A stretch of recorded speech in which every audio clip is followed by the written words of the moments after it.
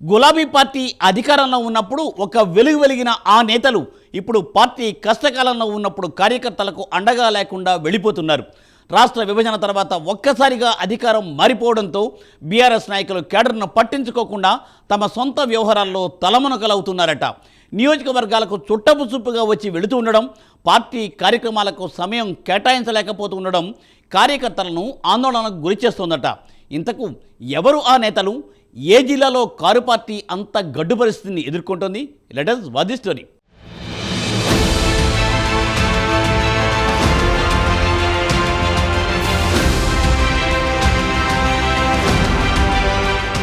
ఉమ్మడి ఆదిలాబాద్ జిల్లాలో అసెంబ్లీ ఎన్నికల తర్వాత బీఆర్ఎస్ పరిస్థితి దయనీయంగా మారింది.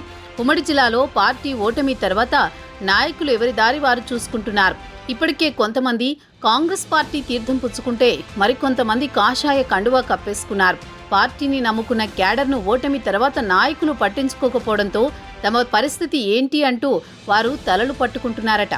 నమ్ముకున్న నాయకులే నట్టేట ముంచారంటూ కార్యకర్తలు అసహనం వ్యక్తం చేస్తున్నారట.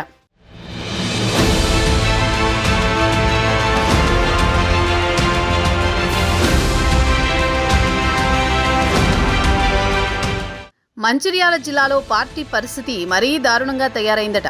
మంచిర్యాల జిల్లాలో గులాబీ పార్టీ అధిష్టానమిచ్చే పార్టీ కార్యక్రమాల్లో మినహా మిగతా ఏ సమయాల్లో మాజీ ఎమ్మెల్యే దివాకర్ రావు, జిల్లా అధ్యక్షులు బాల్క సుమన్ కనిపించడం లేదట.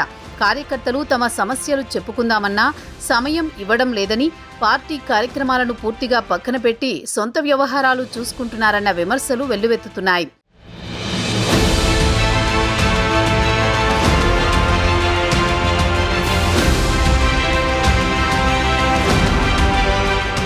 అధికారంలోకి వచ్చిన తర్వాత ఉమ్మడి ఆదిలాబాద్ జిల్లాలో బీఆర్ఎస్ శ్రేణులను కాంగ్రెస్ నాయకులు టార్గెట్ చేస్తున్నారు. కేసుల్లో ఇరికిస్తూ కేసులు నమోదు చేస్తున్నారు. మంచిర్యాల నియోజకవర్గంలో ఇప్పటికీ 30 మంది గులాబీ పార్టీ కార్యకర్తలపై కేసులు నమోదు చేసిన పోలీసులు జైలుకు పంపించారు. ఆ క్రమంలో అధికారం ఉన్న కాలంలో క్యాడర్కు అండగా నిలిచిన మాజీ ఎమ్మెల్యే దివాకర్ రావు, జిల్లా పార్టీ అధ్యక్షుడు బాల్క సుమన్లు ఇప్పుడు తమకు అండగా నిలవడం లేదని కార్యకర్తలు ఆవేదన వ్యక్తం చేస్తున్నారు.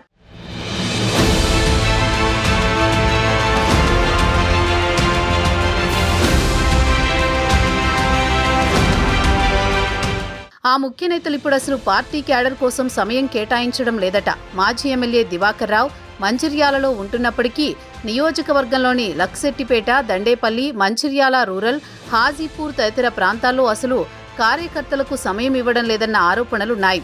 నాయకుల క్యాడర్ను పట్టించుకోకపోవడంతో పార్టీ కార్యకర్తలు చెల్లాచెదురవుతున్నారని పార్టీలో బహిరంగంగానే చెప్పుకుంటున్నారు. మంచిర్యాల జిల్లాలో మిగిలిన క్యాడర్ త్వరలోనే పార్టీని వీడేందుకు సిద్ధమవుతున్నారని పార్టీలో పెద్ద టాక్ నడుస్తోంది.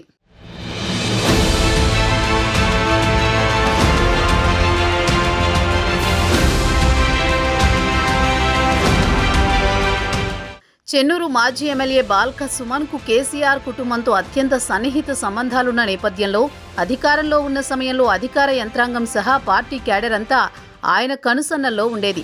జిల్లాలో ఉన్న అన్ని నియోజకవర్గాల్లో మాదిరిగానే మంచిర్యాల నియోజకవర్గంలో కూడా సుమన్ కార్యకర్తలకు ఎక్కువగా అందుబాటులో ఉండేవారు. అయితే ఇప్పుడు మంచిర్యాల నియోజకవర్గంలో క్యాడర్ను మాజీ ఎమ్మెల్యే దివాకర్ రావు పట్టించుకోకపోవడం, పార్టీ జిల్లా అధ్యక్షుడు బాల్క సుమన్ కూడా పార్టీ క్యాడర్కు అంటిముట్టనట్టుగా ఉంటుండడంతో కార్యకర్తలు ఆందోళన చెందుతున్నారు. మరి అక్కడ పరిస్థితులను బీఆర్ఎస్ అధిష్టానం ఎలా చక్కబెడుతుందో చూడాలి.